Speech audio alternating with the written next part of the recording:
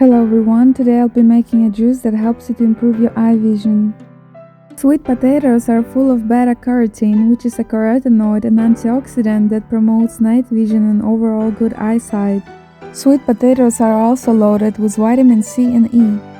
Diets that are rich in these vitamins can help prevent or delay the development of cataracts and macular degeneration. Carrots are good for lowering cholesterol levels and for improving vision. They are rich in beta-carotene, which the body utilizes to produce vitamin A. Vitamin A helps the eye convert light to a signal sent to the brain, allowing you to see better in low light. Oranges contain vitamin C, which is key for eye health. The vitamin found mainly in fresh fruits and vegetables contributes to healthy blood vessels in your eyes. It can combat the development of cataracts, and in combination with other vitamins and nutrients, age-related macular degeneration.